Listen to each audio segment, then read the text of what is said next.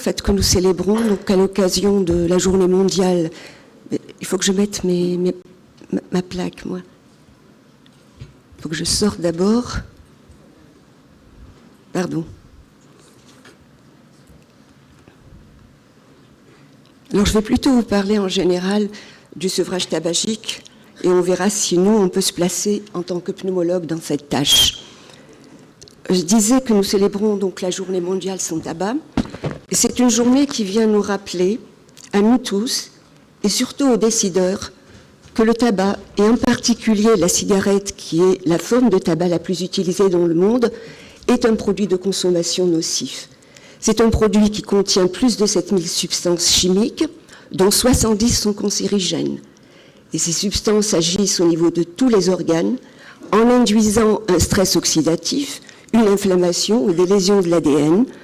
Et avec ces mécanismes, on va aboutir à plus d'une 50aine de maladies, dont 22 sont mortelles. En effet, le tabac est le seul produit de consommation légale qui tue presque la moitié des consommateurs, de ces consommateurs réguliers. Et ça a été démontré par cette cohorte de médecins britanniques que vous connaissez tous et qui rapporte que les fumeurs vivent en moyenne 10 ans de moins que les non-fumeurs et que la moitié des fumeurs perdent au moins 20 ans de vie en bonne santé. Les maladies les plus mortelles sont, on vous l'a dit, les affections cardiovasculaires, cérébrovasculaires, la BPCO et le cancer bronchique. La bonne nouvelle, c'est qu'il y a toujours un bénéfice à arrêter de fumer, quel que soit l'âge où on arrête de fumer. Et en reprenant la même cohorte britannique, on apprend que lorsqu'on arrête de fumer avant l'âge de 40 ans, il y a une réduction de 90% du risque. Le risque rejoint presque celui du non-fumeur. Lorsqu'on arrête entre 45 et 54 ans, le risque est intermédiaire entre celui du fumeur et du non-fumeur. Et si on arrête un peu plus tard, à partir de 60 ans, vous voyez qu'on se rapproche de plus en plus du risque du fumeur. Mais il y a toujours intérêt à arrêter de fumer, quel que soit l'âge et même après l'âge de 70 ans. Alors, le risque de décès par cancer du poumon suit la même tendance et vous voyez que plus on arrête jeune, plus le risque diminue, mais il ne rejoint jamais le risque du non-fumeur. Vous le voyez en fait ici, le risque du non-fumeur est en vert et le risque des fumeurs qui ont arrêté de fumer avant l'âge de 40 ans donc, est peu élevé, mais il ne rejoint pas celui du non-fumeur.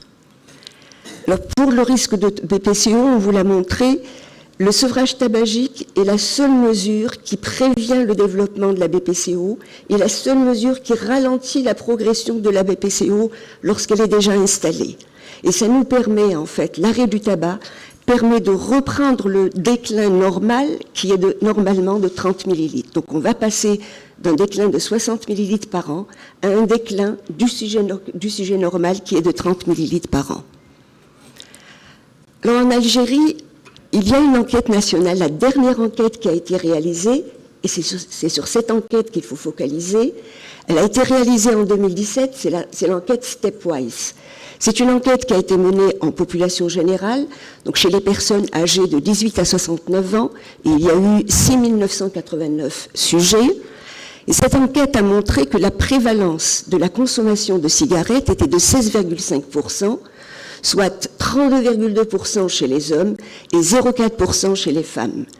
La consommation de la chicha était de 4%, donc la prévalence de la consommation de chicha était de 4%, celle de la consommation du tabac chiqué était de 8,9%, et la consommation de cigarettes électroniques, qui devient de plus en plus fréquente dans notre pays, n'a pas été évaluée dans cette enquête.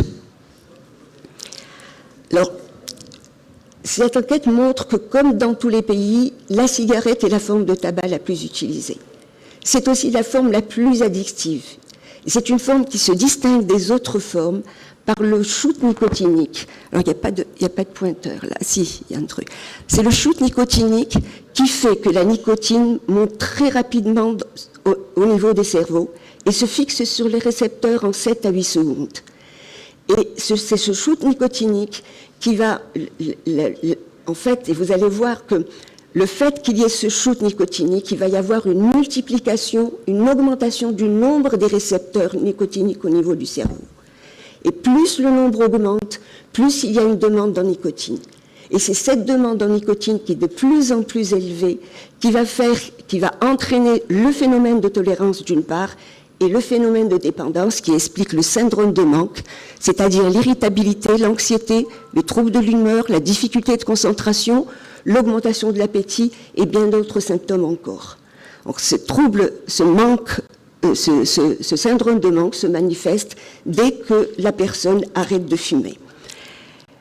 Cette dépendance va obliger les fumeurs à verser une mensualité à l'industrie du tabac, aux dépens des besoins plus vitaux pour certains et aux besoins de leur santé. Alors même que pratiquement tous les fumeurs savent et connaissent les méfaits du tabac et les bienfaits de l'arrêt. Et vous avez une autre enquête qui a été réalisée juste avant la Stepwise. Elle a été réalisée en 2010 en Algérie, qui nous dit que 2 fumeurs sur 3 veulent arrêter de fumer, parce qu'ils connaissent les dangers du tabac. La moitié d'entre eux font une tentative d'arrêt dans les 12 derniers mois. Et le nombre de tentatives d'arrêt par fumeur est de 5 à 7, et ça peut aller jusqu'à 14 tentatives par an.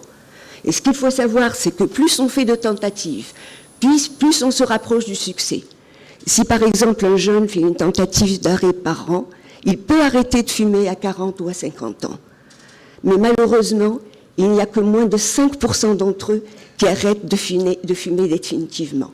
Et c'est ce mode d'arrêt spontané qui est le plus fréquent dans notre pays, parce qu'il n'y a pas encore réellement une aide au sevrage tabagique. Si le sevrage est si difficile, c'est à cause de la dépendance à la nicotine, qui est plus ou moins associée à une dépendance comportementale, qui, elle, est plus liée à l'habitude de l'usage du tabac. Et l'OMS a inclus dans la classification internationale des maladies, la CIM-10, la dépendance physique comme une maladie chronique. Et par conséquent, le tabagisme est une maladie chronique qui doit être prise en charge exactement comme toutes les autres maladies chroniques, en particulier comme le diabète et comme l'hypertension artérielle.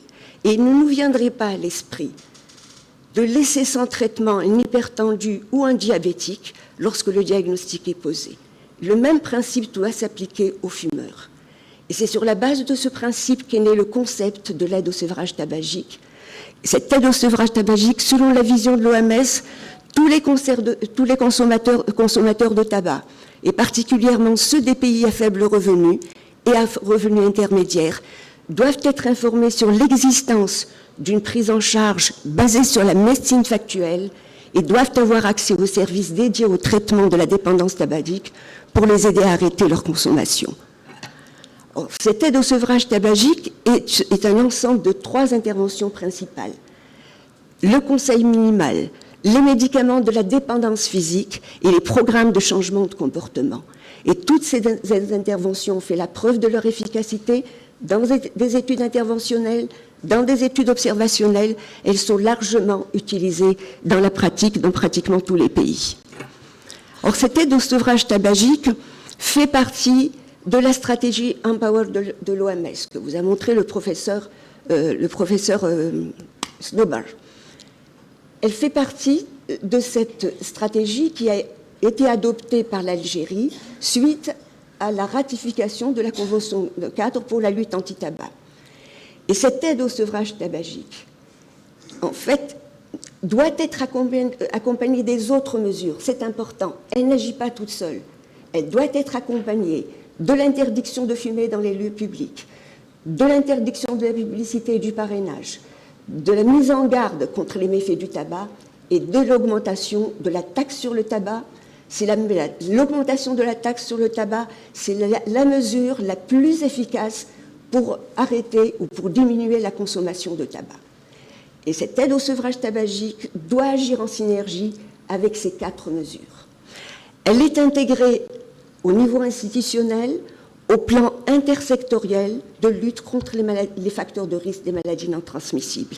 Elle est également intégrée dans le plan cancer 2015-2019 et elle a bénéficié d'une stratégie nationale pour guider les décideurs pour la mise en place de cette aide au sevrage tabagique sur le terrain. Et elle a également bénéficié récemment, de l'élaboration d'un guide technique au sevrage tabagique qui a été distribué donc à l'usage des professionnels de la santé et surtout aux professionnels, au personnel médical. Et certains d'entre vous ont déjà ce guide puisqu'il a été distribué au moins à 2 occasions à Oran. Alors, la stratégie nationale a permis l'institutionnalisation et l'intégration de l'aide au sevrage dans l'offre de soins à 3 niveaux. Le premier niveau concerne toutes les unités de consultation qui doivent délivrer le conseil bref d'aide à l'arrêt du tabac. Le deuxième niveau est celui des unités d'aide au sevrage qui ont été créées à travers les 58 wilayas du pays. Il y a 58 wilayas, j'imagine. D'accord. Donc, il y a 58 unités d'aide au sevrage tabagique qui, elles, sont dédiées à la prise en charge de la dépendance physique et comportementale. Et enfin, le dernier niveau est celui des centres de référence dans les hôpitaux universitaires qui sont censés prendre en charge les cas les plus difficiles. Alors, dans l'état actuel de la mise en place, dans l'état actuel du développement de l'aide au sevrage tabagique en Algérie, rien n'est parfait, mais il y a quand même des choses. La priorité, c'est le conseil bref. Et le conseil bref ou le conseil minimal, c'est une intervention qui est à la portée de tous les professionnels de la santé. Elle consiste à interroger sur le statut tabagique n'importe quel consultant. Est-ce qu'il est fumeur, ex-fumeur, non-fumeur, tabagisme passif et consommation des autres types de tabac. Et si le patient est fumeur, il y a un conseil qui va lui être délivré, un conseil clair sur les dangers du tabac et les bénéfices de l'arrêt du tabac. Je pense qu'il faut parler plus des bénéfices de l'arrêt du tabac que des dangers qu'ils connaissent déjà. Ce conseil est délivré en 2-3 minutes, à chaque opportunité, à chaque contact avec un professionnel de la santé. Il suffit tout simplement, par exemple, de dire « Il est important que vous arrêtiez de fumer et je peux vous aider ». Il faut ensuite soit orienter vers un centre, vers les unités d'aide au sevrage tabagique, soit donner éventuellement une brochure. Et en fait, il faut savoir que ce message a fait l'objet d'une instruction en Chine, puisqu'il est institutionnalisé, il est délivré dans toutes les unités de consultation en 30 secondes. Donc il faut pas vraiment une éternité. En 30 secondes, une phrase, je remets une brochure ou j'oriente vers une consultation d'aide au sevrage. C'est une intervention qui est la plus coût-efficace, puisqu'elle va doubler les taux d'arrêt spontané chez les fumeurs. Et plus le contact avec le professionnel de santé est long, donc plus la durée de la session est longue, plus le taux d'abstinence est élevé. Et vous voyez qu'on va passer, par exemple, d'un taux d'abstinence à 1 an de 13,4% pour un conseil qui va durer moins de 3 minutes, à un taux d'abstinence de 22,1% lorsque le conseil dépasse 10 minutes. De la même façon, le taux d'abstinence vont augmenter avec le nombre de sessions. Et on va passer de 16,3% lorsqu'on va délivrer 2 à 3 sessions à 20,9%, donc à plus de 20% d'abstinence à 1 an lorsqu'on commence à délivrer plus de 4 sessions. Et en fait, dans la vie d'un fumeur, on peut avoir plus de 4 sessions puisqu'un fumeur peut, à l'occasion de visites médicales, donc s'il se voit délivrer régulièrement ce conseil, on arrivera facilement à 4 sessions. La deuxième priorité, c'est le traitement de la dépendance à la nicotine. Il accélère le processus de sevrage, il améliore encore plus les taux de succès. Il repose essentiellement et en première intention sur les substituts nicotiniques. Et il faut savoir que ces substituts nicotiniques sont inclus dans la liste des médicaments essentiels de l'OMS. Donc ça donne une idée sur l'importance en termes de santé publique sur ce type de traitement. Ils sont prévus pour être délivrés gratuitement au niveau des consultations d'aide au sevrage tabagique, mais lorsqu'ils seront disponibles, parce que pour l'instant, ils ne le sont pas. Ils seront disponibles sous forme de patch, de gomme et de pastilles, et ils seront indiqués chez tous les fumeurs qui veulent arrêter de fumer, mais pas que.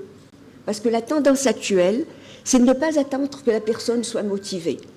Attendre que la personne soit motivée signifie qu'on va prendre de plus en plus de temps. Et en fait, si on attend que les dégâts s'installent, c'est un peu trop tard. Donc, le plus possible, même s'ils ne sont pas motivés, on peut proposer à un patient un traitement par les substituts nicotiniques. Donc, ils sont proposés, ce traitement est proposé pour accompagner, soit sous forme d'arrêt brutal.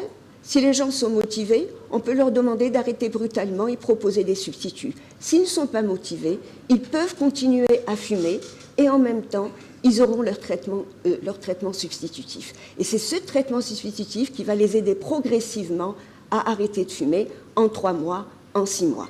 Le plus tôt serait le mieux. Alors, qui doit bénéficier de ces substituts nicotiniques? Uniquement les patients dépendants qui ont une dépendance physique. Et cette dépendance physique va s'évaluer par le test de Fagenström que vous connaissez tous. C'est un test à 6 questions, mais c'est un test que l'on a simplifié. 6 questions, c'est un peu long dans une consultation, et on s'est rendu compte que ce n'était pas la peine de prendre les 6 questions. On l'a simplifié en prenant uniquement la première question, qui consiste à demander combien de cigarettes on fume par jour, donc la question 4, et puis la question 1, c'est dans quel délai, après le réveil, fumez-vous votre première cigarette? Et on a des scores. Lorsqu'un patient a un score de 0 à 1, il n'est pas dépendant. Il est dépendant à partir de 2. Donc de 2 à 3, c'est une dépendance modérée. Et à partir de 3, c'est une dépendance qui est forte. Les substituts nicotiniques ne sont pas dangereux. La nicotine n'est pas dangereuse. La nicotine est juste une substance addictive, mais elle n'est pas toxique. Et les symptômes que peut ressentir un patient au moment de la consultation sont tout simplement liés soit à un surdosage, soit à un sous-dosage. Et c'est quelque chose qu'il faut expliquer au patient dès le moment où on le met sous traitement. Le surdosage, c'est des maux de tête, des vertiges, des palpitations, des nausées avec des vomissements, la bouche pâteuse. Le sous-dosage, ça mène au syndrome de sevrage. Et malheureusement, ce syndrome de sevrage, lorsqu'il est là chez un patient qui est déjà traité, va conduire le fumeur plutôt à reprendre le tabagisme et à considérer que le traitement n'a pas été efficace. Donc il faut tout simplement réajuster. Si c'est un surdosage, on diminue les doses. Si c'est un sous-dosage, on augmente les doses. Le but de ces substituts nicotiniques, c'est d'assurer une nicotinémie qui est suffisante pour satisfaire les besoins en nicotine du fumeur, mais sans reproduire le shoot nicotinique de la cigarette. Et vous voyez ici un schéma. Ici, lorsqu'on fume, il y a le shoot nicotinique, on augmente et on maintient le nombre de récepteurs, et donc ça crée encore un besoin de nicotine plus important. Lorsqu'on donne des substituts nicotiniques, on crée un apport régulier suffisant de nicotine, mais on diminue, avec cet apport régulier et suffisant, faible, on diminue le nombre de récepteurs. Et en diminuant le nombre de récepteurs, on n'a plus envie de fumer autant que quand on fumait une cigarette. Alors quel est le moyen, justement, d'apporter cette nicotinémie de façon régulière et suffisante? Vous voyez qu'en vert, le plus bas, c'est le patch. Le patch permet d'apporter, ça augmente progressivement et ça peut finalement enlever le besoin d'envie de fumer. Mais on s'est rendu compte que le patch seul ne suffisait pas parce qu'avec une nicotinémie qui était faible et régulière, le fumeur éprouvait de temps en temps le besoin impérieux, cette histoire de craving, de fumer. La solution, c'est quoi? La solution, c'est ce qu'on appelle apporter un complément ponctuel, remplacer la cigarette par une gomme de nicotine ou une pastille de nicotine. Et vous voyez, c'est ce qu'il y a en orange et en jaune, ça se rapproche un peu du pic du shoot nicotinique, mais c'est plus bas. Donc, moralité, si on doit traiter actuellement un fumeur, on lui donne des patchs et on l'associe aux patchs à la demande, à volonté, soit des pastilles, soit des gommes. Or, quelle est l'efficacité de ces substituts nicotiniques? Alors, vous avez ici, c'est des méta-analyses qui ont évalué l'efficacité. Alors, je n'ai pris que les patchs parce que c'est la seule chose dont on va bénéficier plus tard. Par rapport au placebo, vous voyez que, d'une manière générale, ça double encore. Alors, le placebo, c'est pas rien du tout, hein. Le placebo, c'est aussi le conseil minimal. Donc, on a vu que le conseil minimal doublait le taux d'arrêt spontané. Quand on rajoute un patch, on double encore ce qu'on a obtenu avec le conseil. Et si après, on peut moduler avec la durée. Plus la durée est longue, plus le taux d'abstinence est élevé. Et plus la dose est forte, plus le taux d'abstinence est élevé. Donc, les patchs sont efficaces. Des fortes doses sont encore plus efficaces. Et lorsqu'on donne pendant une durée de plus de 12 semaines, c'est encore plus efficace. Et en association, vous voyez que le fait d'associer, ça va finalement, lorsqu'on est par exemple, lorsqu'on donne de la nicotine plus de 14 semaines à forte dose, on est à un taux d'abstinence de 26,1%. Si j'associe une forme orale à volonté, je passe de 26,1% à 36,5%. Est-ce qu'il y a d'autres moyens de sevrage? Oui, en théorie, il y a d'autres moyens de sevrage. Il y a des médicaments de deuxième intention que nous n'avons pas voulu inclure dans le guide pratique. Ça n'est pas le moment, nous n'avons pas l'expérience, ce sont des médicaments qui ont des effets secondaires. C'est peut-être ce qu'on aura dans les centres de référence qui actuellement sont virtuels. Donc le centre de référence, puisqu'ils sont dédiés à la prise en charge des malades très difficiles, ils pourront bénéficier plus tard des médicaments de deuxième intention comme la varenicline et le bupropion. Les lignes téléphoniques gratuites, on a fait l'expérience en Algérie. On m'avait demandé il y a maintenant plus d'une dizaine d'années d'évaluer les lignes gratuites, je ne sais pas si vous vous rappelez, du 115 et du 116. Et quand on a fait l'évaluation, on s'est rendu compte que ça n'était pas efficace. Donc on a supprimé les lignes gratuites et on n'a pas voulu les reprendre actuellement, du moins maintenant, en Algérie. La cigarette électronique est une autre forme de substitution de la cigarette, mais elle ne fait pas l'unanimité. Elle ne fait pas l'unanimité, elle est reconnue comme moyen de sevrage dans quelques pays. Je vais reparler ici. Ça, c'est le truc qui me cache, et moi, j'aime bien voir la salle, en fait. Alors, la cigarette électronique ne fait pas l'unanimité, interdite totalement dans certains pays. En France, elle a été réhabilitée, avec le professeur Dunsenberg qui insiste sur la cigarette électronique. Mais ce qu'on sait, c'est qu'il n'y a pas encore assez de données sur la sécurité, jusqu'à maintenant. Et le gros problème, en fait, c'est que les jeunes commencent maintenant directement avec la cigarette électronique. Or, c'était censé être un moyen de sevrage et non pas un moyen d'entrer, entre guillemets, dans le tabagisme. La thérapie comportementale, on l'a inclus dans notre guide.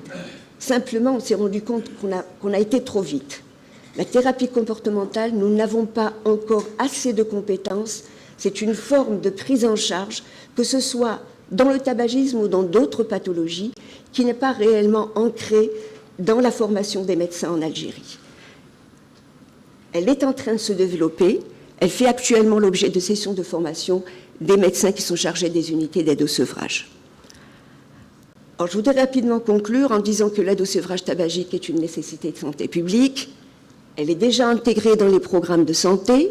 Elle doit être également intégrée dans les programmes de formation, formation initiale, formation continue.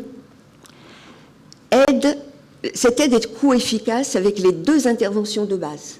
Nous n'avons choisi que les interventions de base, le conseil minimal et la substitution nicotinique, qui donnent normalement des taux d'abstinence supérieurs à 20%. Moi, je dis souvent, à partir du moment où on considère que le tabagisme est une maladie chronique, est-ce qu'il y a une maladie chronique où on arrive à avoir des taux, entre guillemets, de guérison de 20%? Donc c'est quelque chose de très important. Et en fait, il n'y a, comme toutes les autres maladies chroniques, il n'y a pas de guérison. Ce sont des rémissions. Les récepteurs qui restent au niveau du cerveau restent sensibles, si bien qu'on peut avoir des abstinences de 20 ans, de 30 ans, et on peut reprendre à fumer. Donc il faut rester vigilant, le fumeur doit rester vigilant par rapport à cette sensibilité de ces récepteurs. Alors en Algérie, je crois qu'on ne va pas... Est-ce qu'on fait beaucoup? Est-ce qu'on ne fait pas beaucoup? Moi, je peux vous dire, faisant partie du comité et du comité intersectoriel, il y a beaucoup de choses qui sont faites. Beaucoup, énormément de choses. Et la collègue de la jeunesse et des sports, en fait, ce n'est pas par hasard que ça a été mis en place. Tous les secteurs sont impliqués. Vous allez avoir, il y a des instructions pour l'interdiction de fumer dans tout ce qui relève des secteurs, des autres secteurs. Et dans le secteur de la santé, on se rend compte qu'on fume de moins en moins. La même chose dans le secteur des transports, dans le secteur de la jeunesse et des sports et d'autres secteurs encore. Il y a des choses qui sont faites, c'est les choses en fait qui préparent. Ce sont c'est la base, parce qu'en fait on est parti sans aucune base. La convention cadre pour la lutte anti-tabac est en train de nous permettre de poser les bases. Et la stratégie Empower, on est en train de l'évaluer régulièrement, tous les 2 ans, parce qu'on est obligé tous les 2 ans d'envoyer le rapport à l'OMS.